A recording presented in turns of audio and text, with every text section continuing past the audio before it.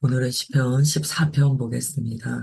시편 14편 1절부터 7절 봉독하시겠습니다. 어리석은 자는 그의 마음에 이르기를 하나님이 없다 하는도다. 그들은 부패하고 그 행실이 가증하니 선을 행하는 자가 없도다. 여호와께서 하늘에서 인생을 굽어 살피사 지각이 있어 하나님을 찾는 자가 있는가 보려 하신즉 다 치우쳐 함께 더러운 자가 되고 선을 행하는 자가 없으니 하나도 없도다. 죄악을 행하는 자는 다 무지하냐 그들이 떡 먹듯이 내 백성을 먹으면서 여호와를 부르지 아니하는도다. 그러나 거기서 그들은 두려워하고 두려워하였으니 하나님이 의인의 세대에 계심이로다. 너희가 가난한 자의 계획을 부끄럽게 하나 오직 여호와는 그의 피난처가 되시도다. 이스라엘의 구원이 시온에서 나오기를 원하도다. 여호와께서 그의 백성을 포로된 곳에서 돌이키실 때 야곱이 즐거워하고 이스라엘이 기뻐하리로다. 아멘. 오늘 말씀은 어리석은 자의 길과 하나님 백성의 승리에 대해서 이렇게 대조하여서 말씀합니다. 이 말씀에 그 서두에 우리가 한 가지 질문을 받게 돼요. 하나님이 없다고 말하는 그 시대에 대해서 우리가 질문해 보게 됩니다. 과연 이 시대에 하나님이 계시냐? 정말 하나님의 뜻에 따라 그 행실을 주님의 뜻에 합당하도록 하는 자가 있느냐? 하는 그런 질문을 하게 돼요. 우리가 살고 있는 시대는 하나님이 부재하다라고 느껴지는 시대입니다. 물질주의, 쾌락주의가 만연해 있고, 많은 사람들이 자기의 탐욕에 따라 죄를 지으면서도 죄책감을 느끼지 않습니다. 설사 그 죄가 남들 앞에 드러났다고 해도 거기에 대해서 전혀 부끄러워하지도 않는 시대입니다. 무신론자들 같은 경우에는 하나님이 없다라고 선언하죠. 하나님을 조롱하죠. 모든 생명은 우연에 근거하여 만들어졌고 인간이 죽으면 어떻게 될지 누가 아느냐, 신이 어디 있느냐라고 이야기하는 자들이 많습니다. 이 죄악이 득세하는 시대예요. 이제 심지어 결국에는 교회 안에도 죄악이 득세하게 되는 일들을 보게 됩니다. 그럴 때 우리는 마음에서 주님을 향한 여러 가지 질문들이 나오게 됩니다. 오늘 10편, 14편은요, 이러한 질문들에 대한 하나님의 답변이 나타난다라고도 볼 수 있어요. 이 시는 다윗이 기록한 지혜시다라고 이야기합니다. 하나님을 부인하는 이 어리석은 자들의 실상을 고발하고 있어요. 그리고 그들에게 임할 심판에 대해서 경고합니다. 또한 하나님을 경외하는 의인들에게 궁극적으로 주어질 승리와 구원을 예언하고 소망을 선포해요. 이런 동일한 주제의 말씀은 성경에 계속 기록되어 있습니다. 그러나 이 동일한 말씀, 결국 지금의 삶이 끝이 아니고 지금은 하나님의 부재처럼 느껴질지 모르지만 하나님께서는 반드시 이 땅을 정의로 심판하신다라는 반복되는 주제에 대해서 그리스도인이 얼마나 믿느냐에 문제가 있는 것 같아요. 얼마나 믿느냐. 이걸 믿어야지만 우리 믿음은 지켜집니다. 만약에 이 믿음이 무너진다면 가지고 있는 진리 자체가 왜곡됐다는 거예요. 제가 아무리 믿으려고 해도 잘 안 믿어집니다. 이 세상에는 솔직히 하나님의 부재를 느낄 수밖에 없는 일들이 너무나 많지 않습니까? 악한 일이 이렇게 많지 않습니까? 죄 지어도 죄 지은 자가 더 큰 소리 하는 세상 아닙니까? 그렇게 생각하실 수 있어요. 믿음은 말씀을 통하여 우리 안에 성령 하나님의 조명하심을 따라 빛이 비추어질 때 그때 온전하여집니다. 그래서 오늘 이 말씀을 우리가 읽는 것이 중요한 것이 아니고 이 말씀을 통하여 성령님의 조명하심이 우리 가운데 있어야 돼요. 아, 그래. 하나님은 공의의 하나님이셔. 내가 보이는 현상에 너무 주목하면 안 돼. 지금 주님께서는 우리의 삶을 다 통찰하고 계시고 하나님의 통치하심은 반드시 이 땅에 실현돼. 라는 그 믿음이 들어오도록 우리는 이 말씀을 묵상해야 됩니다. 이 말씀이 이제 다윗의 지혜시다라고 나눴어요. 어제 보았던 우리 13편의 시편과 마찬가지로 뭐 어떤 구체적인 사건이 제시되어 있거나 그렇지도 않아요. 뭐 저술식이나 배경이 이렇게 명시적으로 기록되어 있지 않습니다. 그러나 시 전체에 보면 무신론자들의 어떤 악행이 심각하게 제기되고 있습니다. 하나님의 공의가 실종된 것처럼 보인다는 배경이 암묵적으로 드러나요. 그러니까 아마도 다윗의 삶에 있어서 가장 불의함이 팽배했던 시대가 아닌가라고 우리가 짐작해 볼 수 있습니다. 이 시편의 핵심 인물은요, 어리석은 자예요. 이 어리석은 자는 어떤 특징을 갖는가? 정말 그 마음 중심에서 이렇게 이야기한다는 거예요. 하나님 없어. 그냥 그런 생각이 잠깐 치는 사람이 아니고요. 정말 마음 중심에서 하나님 없어. 라고 이야기한다는 거예요. 여기에 이제 어리석은 자로 번역된 히브리어가 나발입니다. 나발. 이 나발이라는 뜻은요, 뭐 지능이 낮다, 무지하다 이게 아니에요. 피조물로서 하나님을 경외하지 않고 피조물 됨을 망각한 자를 우리는 어리석은 자라고 합니다.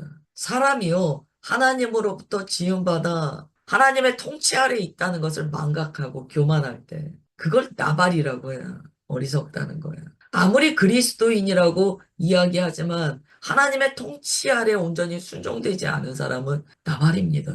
나발이라는 것은 피조물로서의 자기 정체성이 없는 자를 나발이라고 하는 거예요.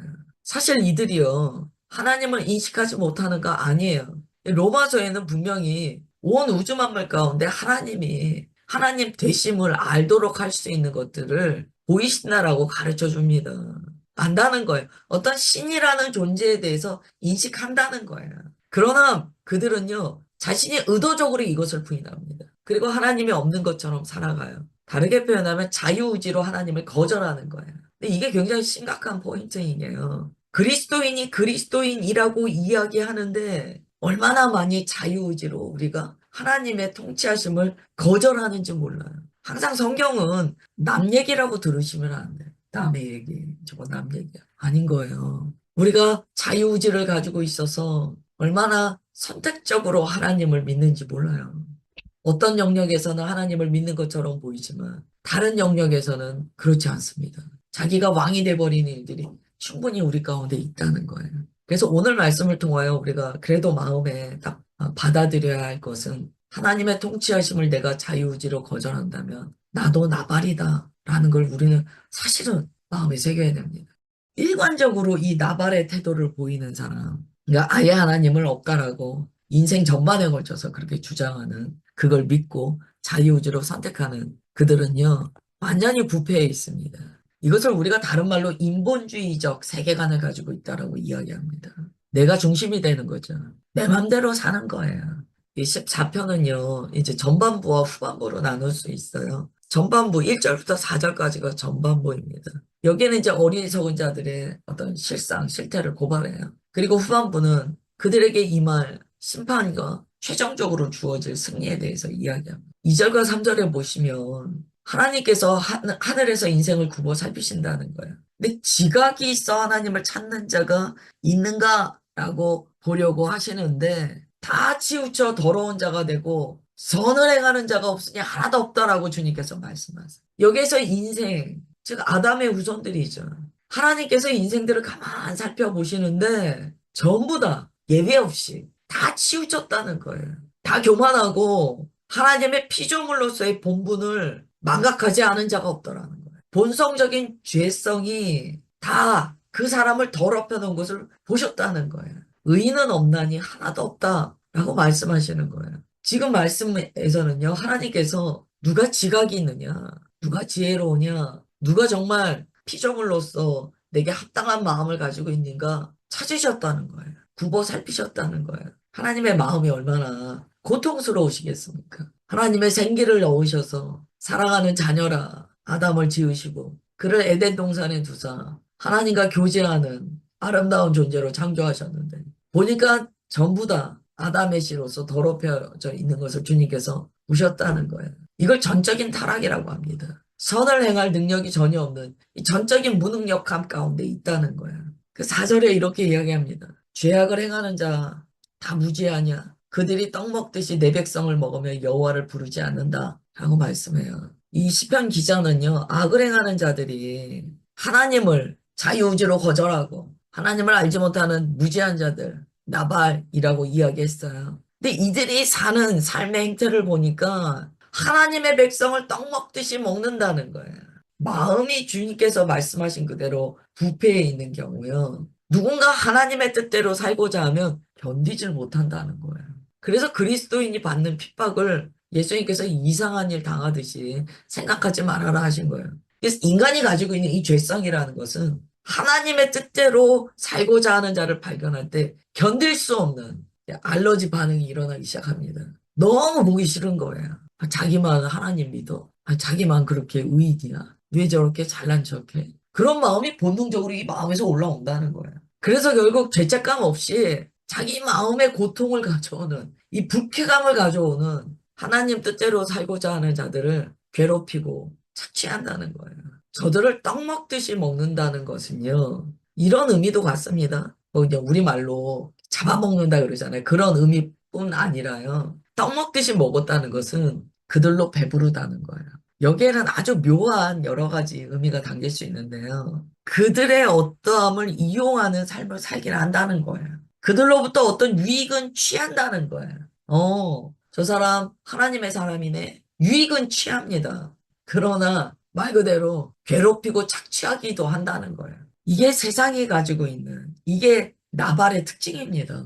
그러고 보니까 나발은 아주 무지한 자는 아닌 거예요. 하나님을 향하여 무지하지만 굉장히 교활하죠. 이걸 하나님께서 다 보고 계시다는 거야. 이 아주 묘한 감정의 극과 극을 오가면서 하나님을 이용하고 하나님의 백성을 이용하고 그러면서 착취하고 그러는 행태를 주님께서 다 보고 계시다는 거예요. 이 5절부터 7절을 보겠습니다. 여기에는 이제 어리석은 자들의 죄악된 실상을 폭로한 다음에 반전이 일어나는 내용이에요. 하나님의 심판과 의인의 최후 승리가 예언됩니다. 5절에 보시면 저희가 거기서 두려워하고 두려워하였으니 하나님의 의인의 세대에 계심이로다라고 말씀해요. 반전이 일어나죠. 하나님을 부인하고 의인들을 핍박하고 하나님을 모욕하던 자들이요. 어느 순간에 큰 두려움에 빠진다라고 선언해요. 그 이유가요. 하나님께서 그렇게 자신들이 핍박하던 자들 안에 거하신다는 것을 깨달았다는 거예요. 여기에는 몇 가지의 깨달을 수 있는 진리가 있습니다. 결국 악인들이 뭘 깨닫게 된다는 거예요. 하나님이 살아계시다. 그걸 결국 알 수밖에 없는 날이 있다는 거예요. 하나님이 살아계시네. 그리고 자신들이 그렇게 핍박하고 모욕했던 자들이 하나님과 함께 있는 것을 보는 날이 있다는 거예요. 이 믿음이 우리 안에 있어야 됩니다. 이 믿음이 없으면은요, 우리는 결국 지금의 세대의 모든 사고방식에 젖어들 수밖에 없어요. 세상적 가치관에 그냥 따라 들어갈 수밖에 없어요. 왜 많은 사람들이 믿음을 꺾고 신앙이 퇴색되고 세상의 것들이 들어온 이 혼합주의에 빠집니까? 지금 14편 5절에 있는 이 말씀을 마음에 정확하게 새기고 있지 않기 때문이에요. 이 믿음이 우리가 없으면 결국 타협합니다. 지금의 삶이 다인 것처럼 느끼고 어떤 사람들의 승리를 보고 그게 다라고 생각하는 마음이 조금이라도 있으면 우리는 그리스도인의 삶을 살기가 힘들어져요. 그리스도인은 주님의 승리에 대한 믿음이 있어야 됩니다. 6절 너희가 가난한 자의 계획을 부끄럽게 하나 오직 여호와는 그의 피난처가 되시도다. 여기에서의 가난한 자는요, 그냥 가난한 자가 아니죠. 하나님께 속해 있는 가난한 자들이에요. 즉, 오직 하나님만 의지하는 자들이에요. 이러한 자들을 수치와 모욕감을 줬었어요. 악인들이 그렇게 그들을 부끄럽게 했어요. 그런데 보니까 그들이 하나님께 피해 있는 것을 보게 된다는 거예요. 어느 날 이것이 다 드러난다는 거예요. 누가 하나님께 피한 자인가? 세상에 그 어떤 일이 있어도요, 우리는 하나님께 피해야 됩니다. 우리가 정말 정신을 바짝 차려야 돼요. 내가 지금 어디 그늘 아래서 살고 있는가를 봐야 돼요. 나는 하나님의 그늘 아래에 있는가? 주님 품 안에 피하는 자인가? 아니면 나는 세상의 어떤 이치에, 세상의 어떤 힘에, 아니면 세상의 권력에, 재물에, 인간 관계에 나는 피하고 있는가? 이걸 봐야 돼요. 지금 이 14편의 후반절에 있는 하나님의 승리는요, 하나님께 피한 자에게만 주어지는 축복입니다. 그래서 7절에 이렇게 고백해요. 이스라엘의 구원이 시온에서 나오기를 원하도다. 여호와께서 그 백성의 포로된 것을 돌이키실 때 야곱이 즐거워하고 이스라엘이 기뻐하리로다. 시온이 어디입니까? 예루살렘. 하나님의 언약궤가 있는 곳이에요. 즉 하나님의 진리의 말씀이 약속으로 있는 곳이에요. 그렇기 때문에 이스라엘의 구원이 시온에서 나오기를 원하도다 라는 것은요. 하나님께서 약속하신 그 언약적인 관계에서의 구원이 이루어지는 장소를 뜻합니다. 하나님의 언약 관계에 있는 자들은요. 하나님의 말씀을 받은 자들이에요. 그리고 그 말씀을 믿는 자들이에요. 그들 안에 참된 하나님의 구원의 성취가 나타나기를 원한다는 거예요. 여러분, 우리들의 구원이 어디에서 나오기를 원하세요? 시편 14편의 7절도 굉장히 의미가 깊은 구절인 게요. 구원이 시온에서 나오기를 원한다는 이 고백은요. 결국 하나님의 언약 관계에서 하나님의 백성 되는 의인의 삶을 살아낸 그들의 구원을 원한다는 거예요. 그래서 이스라엘의 구원이 시온에서 나오기를 원하도다라는 이 문장은요, 결국 이 신약으로 보자면 교회 다녔다고 구원이 아니다라는 의미와 일맥상통합니다. 여기에서 시온은 정말 주님과의 언약 관계를 맺고 주님의 진리에 따라 산 자들이 구원받기를 원한다는 것과 같은 의미예요. 이건 하나님의 선언이세요. 하나님께서는 오늘 14편에 보면 우리의 마음을 다 통찰하고 계시다라고 말씀하거든요. 결국 그렇게 구원이 시온에서 나올 때 포로된 것을 돌이키신다는 거예요.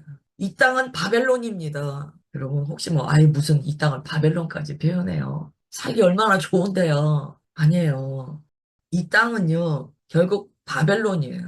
아담이 죄 지은 결과 이 땅은요 어둠의 영들이 통치한다는 거예요. 그리스도인이 하는 것은요, 이 땅의 주권을 회복하도록 진리를 전하고 바벨론의 포로가 되어 있는 자들을 자유롭게 하는 것이 그리스도인의 삶의 목적입니다. 바벨론 포로로 되어 있었던 이 땅의 많은 고통들이요, 시온에서 구원이 나오자 해방된다는 거예요. 오늘 말씀을 통하여 우리가 좀 마음에 딱 담으세요. 무엇이 나발인가? 자기 스스로에게 좀 질문해야 돼요. 무엇이 나발인가? 무엇이 어리석은 자인가? 나는 하나님께 피하고 있는가? 나는 하나님의 궁극적인 승리를 믿는가? 라는 것들을 좀 점검하시면서 오늘 기도하실 때 주님, 제 안에 나발과 같은 어리석음이 없게 하옵소서. 하나님의 피조물로서 합당한 심령으로 거듭나게 하옵소서. 또한 어떤 상황에도 주님께 피하는 내가 되기 원하나이다. 성경에 기록된 주님의 모든 최종적 승리를 참으로 믿는 내가 되기 원하나이다. 이렇게 기도하시기를 축복합니다. 기도하겠습니다.